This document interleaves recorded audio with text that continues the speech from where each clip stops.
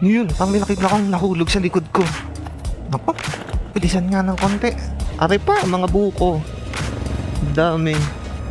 Ang ganda. Oo, bangkingan. Meron dito. Ang ganda dun ha. Yan yung pupuntahan natin. Malas. Ano ba naman to? Yan, hello sa inyo mga halapips. Nandito tayo ngayon sa Baler Aurora. At para sa ride na to, ang daming mga buko. Siguro marami ring mga tuba dito. Nakatakot yung ilog. Natatakot ako. Ano ulit yung sinasabi ko? Ayun, para sa ride na to, ang destination natin ay kalapit lang naman na bayan ng Baler. At yun yung Kasiguran. Gusto ko kasing pumunta doon. Gusto kong makapasyal, makagala man lang. Dahil nandito na lang din naman ako sa Baler, sasaglit tayo. Siya nga pala mga halapips, medyo nakatsyempo ako dito sa pagpunta ko dito sa Baler. Kasi kanina pagdaan ko, may mga nadaanan ako na mga design sa gilid-gilid ng kalsada. Parang meron silang celebration dito. Bale, nagtanong ako sa isang tourist officer. Tinanong ko kung anong meron. Kasi bakit parang fiesta. Kasi nakakatuwa ang daming banderitas. Tapos ang daming mga designs. Okay. Yun na yun. Diretso na ulit. So yun, nagtanong ako. Kasi ang daming mga design sa kalsada, may mga pangalan ng mga iba't ibang bayan dito sa Aurora Iba-iba nakita ko yung mga Dingalan, Kasiguran, Ipakulaw, San Luis yun. Nakikita ko nakalagay sila sa kalsada.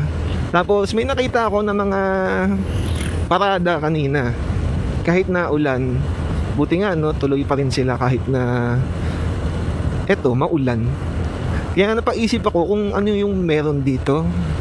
Kasi parang festive nga. So yun pala, Aurora Day sa 19. Tapos ngayon pa lang yung umpisa ng 3-day celebration nila. So yun lang, hindi ko inabot yung 19. Tama pa ba to? Hindi nagsasalita si Google Map.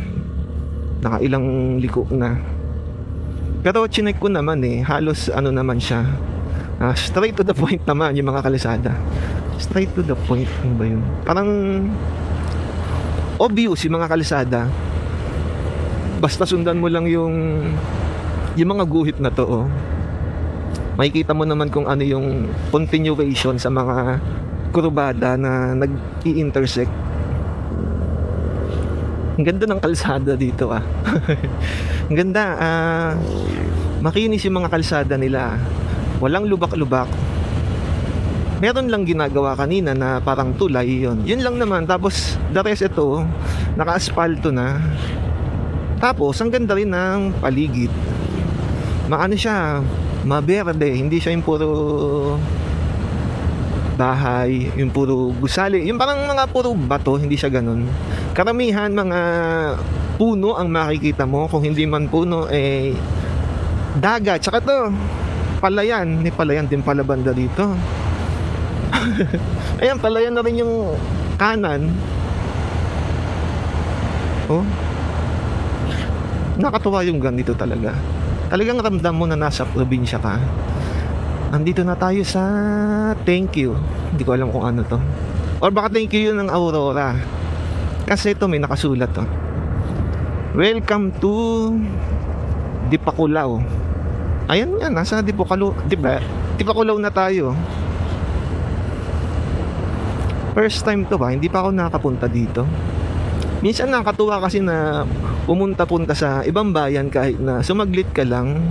Para lang makita mo kung ano yung meron dun. Lalo na pagka napapadaan nga sa mga sentro, kung nasaan yung mga munisipyo. Kasi mas dun, para sa akin mas dun ko nakikita yung parang pinaka feature, hindi ba feature parang culture, kung ano yung meron doon sa bayan na yun. Hindi ko lang alam kung makakadaan tayo sa munisipyo or madadaanan ba natin yun. Kasi medyo pahaba. Okay, dito. Okay. Ano kaya yun? Yun. Kasi medyo pahaba yung yung Dipakulaw. Ayan, luminaw-linaw din yung kalangitan ng kaunti. Kasi medyo nakakakita na ako ng mga bundok doon sa malayo. Yung Sierra Madre. Kasi kanina halos wala. Halos puro na lang siya. Yung ulap-ulap, yung maaaninag mo na lang siya.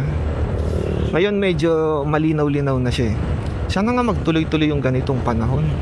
Ayoko kasing pumunta dito ng summer kasi una, mainit bumiyahe. Layo kasi. Tapos pangalawa, maraming nagdadagat kapag gano'n. Kaya ang mangyayari niyan, mas mahal yung mga accommodation. At syempre pangatlo, mas madami yung tao. Hindi pa naman ako mahilig sa madaming tao. Mukhang ito na yung sentro ng Dipakulaw. Kasi may mga business na, ayan, tulad ng 7-Eleven, Andox. Yan, kasi yan yung kadalasan na makikita mo sa mga sentro lang, lalo na sa mga bayan na medyo malayo talaga sa Maynila. Diba? Gamit na gamit to dun sa mga ganong klaseng sitwasyon. Pantawag lang naman ng atensyon. Kaso lang, yun nga, minsan pinagtatawanan ako nung yung pinupot-putan mo. Akala kasi nila nagtitinda ng puto. Naku, mukhang uulan ulit. Kasi malabo na ulit yung banda doon. Mukhang papunta rito yung ulan. Sana hindi naman. Ito, hindi ko malaman kung kakaliwa to. Nakasignal siya ng pakaliwa eh.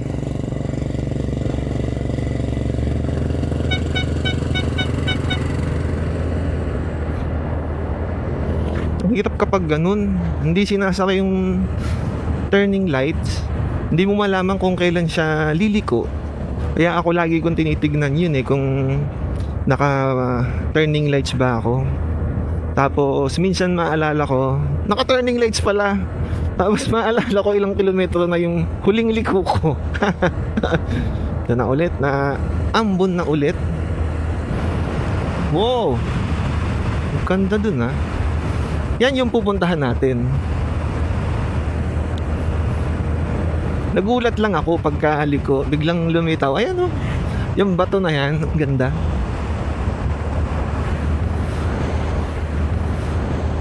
Pero meron kasi akong tinignan na na parang view deck or viewing area para makita siya. At doon tayo papunta. Ayan. Amper. Ang ganda Ang ganda ng kulay ng dagat nila. Ay, siguro ito yung mga yung nasira noong may bagyo, yung nakaraang taon. Siguro yun. Sayang. Ang ganda pa naman ng kalsada nila. Tsaka ng tanawin. Stop nga muna tayo saglit.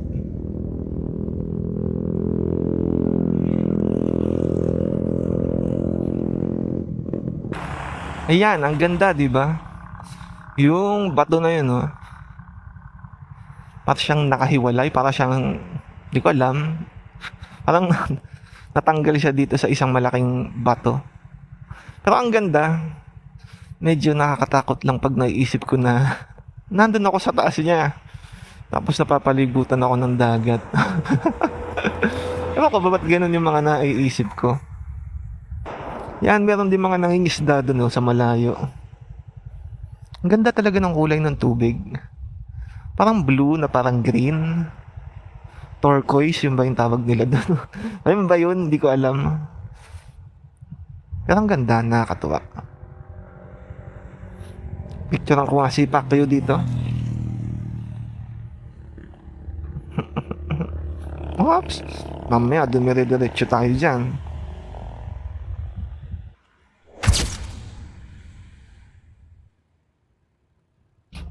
Yan, tara na ulit. Malapit na lang dito yung destination natin. Sayang no, nasira talaga yung kalsada nila dito. Ang ganda pa naman ng tanawin.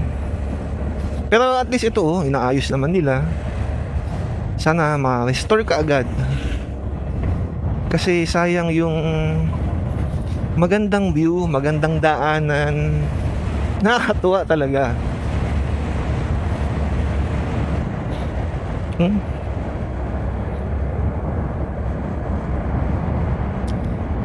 ko alam kung landslide yung iba eh. Oops. Ay.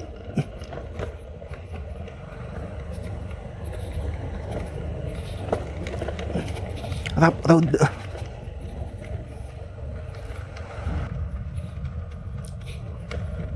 Hindi naman siya landslide. O baka gumuho talaga tong buong parte na to ng kalsada.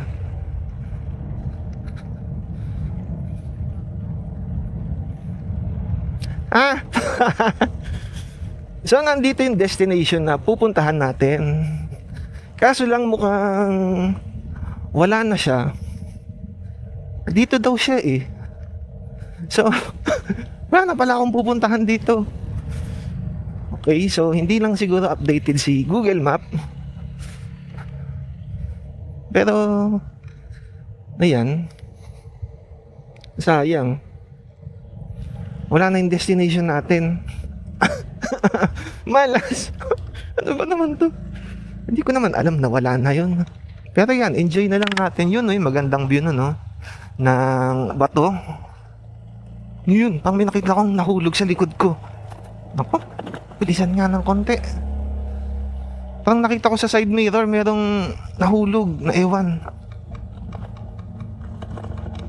Parang may nadaanan ako dito na makakainan eh. Subukan na lang natin doon. Sana merong pagkain na hindi kambing. Ang ganda talaga oh. Ang ganda talaga ng kulay ng dagat. Yan, dito tayo. Saan bang paradahan? Okay na siguro dito. Okay lang po dito.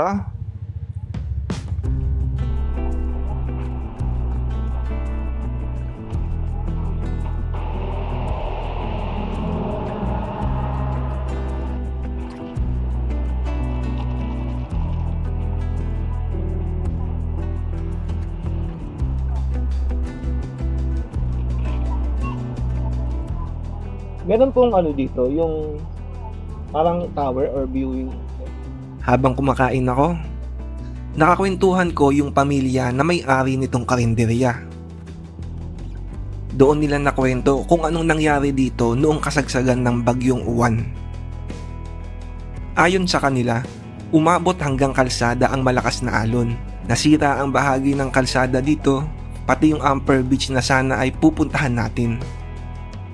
Pati itong karinderya nila, nadamay. At sabi ni nanay na kakapagawa lang ulit nitong pwesto nila. Nakalungkot lang isipin yung nangyari sa lugar na ito at yung mga pinagdaanan nila noong bagyo. Pero kahit papaano, nakabangon na rin sila at unti-unti nang nababalik ang kabuhayan nila. Ayan mga halapkips, kahit naging maulan at hindi natin napuntahan ng Amper Beach View Deck, ay nakita pa rin natin ang ganda ng lugar na ito dito sa Dipakulaw. At higit sa lahat, nadinig ko ang ilang kwento ng mga residente dito tungkol sa mga pinagdaanan nila noong bagyo. Kung nagustuhan nyo ang video na ito, pa-like and subscribe na lang po. At hanggang sa susunod na ride, bye-bye!